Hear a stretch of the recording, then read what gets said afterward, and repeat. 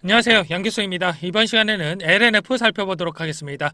코스피 이전 상장에 대한 이슈가 가시화되었음에도 불구하고 주가는 기대하는 것과 다른 움직임이 나타나다 보니까 우리 주주님들 실망감이 크셨을 겁니다.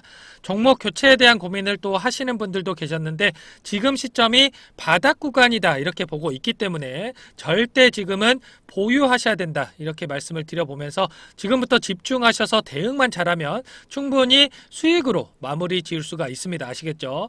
바닥에 대한 신뢰도가 높아진 이러한 시점에서 우리가 기대하는 재료들이 노출이 되면서 거래량을 동반한 장대 양봉으로 이렇게 반등이 나올 수 있는 이러한 자리입니다. 자, 과거 흐름도 그랬듯이 거래량 없는 주가 하락 속에서 다시 한번 거래량을 터뜨리면서 주가 상승이 나타났다라는 점을 우리가 기억을 한다면 이번에도 거래량 없는 조정 안에서 주가 하락이 나타났고 다시 한번 우리가 기대하는 재료를 노출시키면서 주가 급등하는 이러한 움직임이 나타날 수 있다라는 겁니다. 자, 하반기에 수주 공시에 대한 내용들 그리고 코스피 이전 상장에 대한 내용들이 다시 한번 충분히 부각이 될 수 있다라는 부분을 말씀을 드려보면서 자, 오늘은 수급적인 부분에 따라서 단기적인 흐름에 대한 예측 그리고 기업의 적정 가치에 대한 부분들과 하반기 기대할 수 있는 이 재료들까지 상세하게 말씀을 드려보는 시간 갖도록 하겠습니다.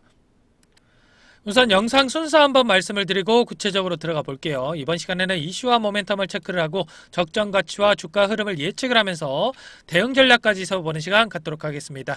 자, 영상 중간에는 여러분들 소소한 용돈 챙겨가시라고 단타 종목 그리고 급등 가능한 히든 종목까지 가져왔으니까 꼭 이 종목도 받아가셔서 9월간 수익 보시기 바라겠고요. 본격적으로 시작하기 앞서서 구독, 좋아요 꼭 눌러주시고 시청해 주시면 감사하겠습니다.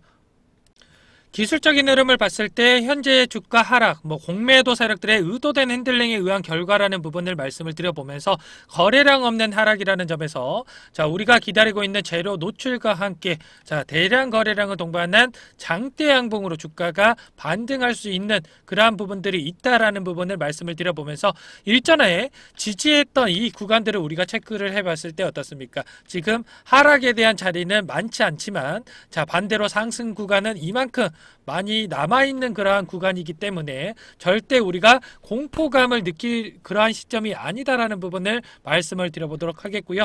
결국 어떻습니까? 공매도가 현재 시점에서 금지라고 한다면 주가가 당연히 상승으로 이어질 수가 있다라는 거고 이번에 코스피 이전 상장을 추진하는 배경에도 이러한 이유가 있다라는 부분 말씀을 드려보도록 하겠습니다. 최근 10일 동안의 누적 순매수 현황을 봤을 때 모건 스탠리라든지 JP 모건 그리고 시티그룹 메릴렌치라든지 골드만삭스까지 외국계 창구 쪽에서 계속해서 매도세를 보이면서 주가 하락이 나타났다라는 부분을 우리가 확인할 수가 있고요. 자, 반면에 이 하락한 구간 안에서 바닥권에서 어떠한 변화들이 나타나고 있는지를 다시 한번 살펴보도록 하겠습니다. 자, 최근에 9월 14일경부터 자, 이러한 변화들이 나타나고 있는데 지금 보시면 좀 전에 매도세를 보였던 골드만삭스라든지 모건스탠리라든지 이러한 창구 쪽에서 순매수로 전환이 되고 있다라는 부분을 말씀을 드려보는 겁니다. 그렇다는 건 뭡니까? 계속해서 주가를 끌어내렸던 이러한 창구 쪽에서도 현재 구간에서는 저평가 영역이다라고 판단을 하면서 매수세를 보이고 있다라는 반증을 여러분들께 말씀을 드려보는 거고요. 공매도 잔고 현황을 추가적으로 여러분들께 보여드리면 5,300억에서 5,500억까지 지금 하락하는 구간 안에서 큰 변동성이 나타나지 않는 부분을 우리가 확인할 수가 있습니다. 그렇다라는 건 뭡니까? 자, 현재 하락하는 이 구간 안에서 이 공매도 세력들도 공격적으로 공매도를 치기에는 부담스러운 구간이다라고 볼 수가 있다라는 거고 결과적으로 현재 시점에서 공매도 잔고 금액이 불어나기보다는 현재 구간에서 축소되어가는 이러한 과정을 우리가 기대를 하면서 지켜볼 수 있다는 겁니다. 아시겠죠? 최근에 인버스 ETF가 출시가 되면서 주가 조정으로 이어지는 이러한 움직임이 나타났었고 그 가운데서 2차 전지 섹터 전반적으로 또 공매도 잔고 금액이 폭발적으로 증가를 하면서 주가에 영향을 미치는 이러한 움직임이 있었습니다. 자, 그러한 가운데 아직까지도 끊이지 않는 이 공매도 규정 위반에 대한 내용들이 계속해서 나오고 있는데 처벌 강화는 언제라는 이러한 기사 제목 보이시죠? 자, 올해도 있었고 작년에서도 있었고 재작년에도 이러한 기사 기사 내용 여러분들 한 번쯤 보셨을 겁니다. 이러한 무차입 불법 공매도에 대한 부분들이 해결이 되지 않은 상태에서 계속 이러한 공매도에 대한 부분들이 이어지다 보니까 이러한 공매도로 인해서 주가 하락이 이어지는 경우가 비일비재한 그러한 상황이다라고 볼 수가 있겠고요. 이번에 불법 공매도에 대해서 칼빼든 금감원이라고 하면서 외국계 증권사를 소집했다라고 했지만 결국에는 어떻습니까? 금융감독원이 불법 공매도를 방지를 하고자 외국계 증권사들의 노력을 당부를 했다. 여러분들 노력을 당부해가지고 될 일이었으면 진작에 이 부분 일어나지도 않았을 겁니다. 결국 금감원 쪽에서도 이 부분에 있어서 방치를 하고 있다라고 볼 수가 있겠고요. 제가 이 공매도 세력들이 나쁘다라는 것을 말씀을 드리기 위해서 또 이 부분을 말씀을 드리는 게 아니고 결과적으로 주가가 상승을 하기 위해서는 공매도가 불가한 이러한 환경이 마련이 됐을 때 주가 상승으로 이어질 수 있다라는 거고 이 LNF라는 종목에 공매도가 금지가 되는 이러한 기간이 발생할 수 있다라는 것을 말씀을 드리기 위해서 이렇게 서두에 여러분들께 공매도에 대한 부분을 말씀을 드려봤습니다.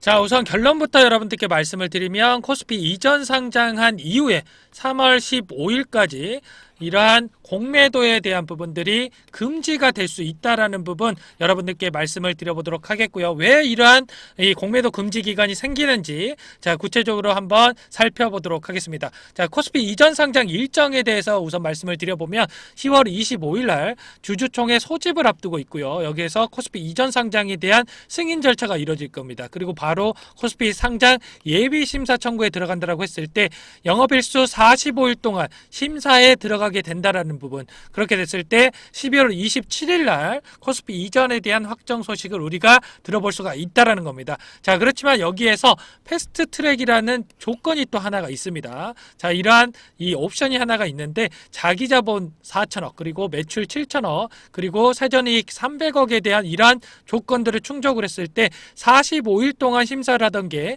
20 영업일로 단축이 되는 이러한 패스트 트랙 제도가 있습니다. 자, 이러한 부분들을 적용을 했을 때 11월 22일 날 코스피 상장에 대한 승인이 이뤄질 가능성이 있다라는 부분을 여러분들께 말씀을 드려보도록 하겠고요.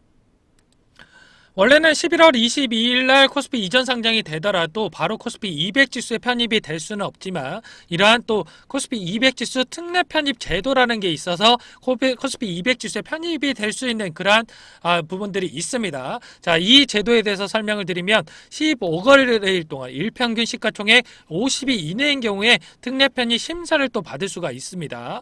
자, 이러한 경우 어떻게 되느냐?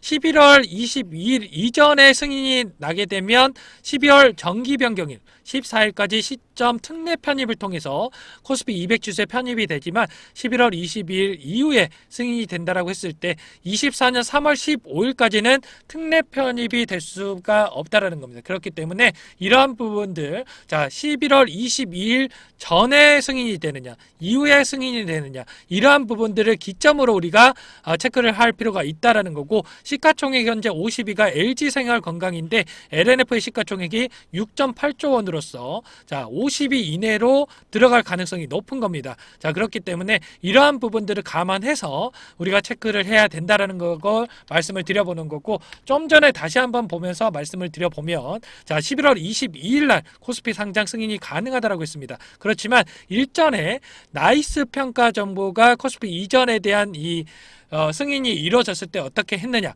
이전 상장 승인을 주총에서 진행을 했지만 코스피 상장에 대한 예비 심사 청구를 2개월 뒤에 한 바가 있었습니다. 자, 그렇다라는 건 뭡니까? 자, 바로 10월 25일 날 주주총회에서 예비 심사를 청구를 하는 게 아니고 이러한 부분들 조금 늦춰서 일주일만 늦춰서 청구를 한다고 하더라도 11월 22일 이전이 아니라 이후에 코스피 상장에 대한 승인이 이뤄질 수 있다라는 거고요. 그렇게 됐을 때 3월 15일까지 공매도가 금지가 된다라는 겁니다. 이 부분 이해되시죠? 아시겠죠? 자, 이해가 안 된다 하시는 분들은 댓글로 한번 남겨주시면 제가 한 번 더 상세하게 설명을 한번 들어보도록 하겠고요.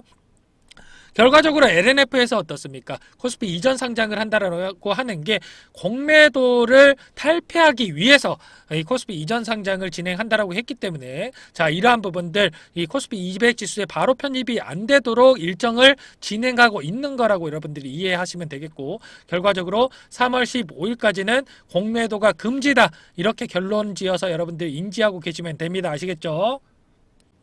그리고 코스피 이전 상장 일정 이전에 주주명부 폐쇄에 대한 일정이 있는데, 이 부분이 왜 또 중요한지에 대해서 말씀을 드려보면, 주주총회 의결권 행사를 하기 위해서 주주명부 폐쇄 이전에 빌려왔던 주식을 상환을 받아야 되는 이러한 부분들이 있습니다. 자, 그렇기 때문에 공매도 세력들이 빌려왔던 주식을 사서 대갚아야 되는 그런 상황이 연출이 될 가능성이 높다라는 거고, 그러한 부분들 9월 22일 이전에 이 숏커버 현상이 다시 한번 나타나면서 주가 상승으로 이어질 수밖에 없다라는 겁니다. 그렇기 때문에 우리가 현재 시점에서 어떤 걸 해야 되겠습니까?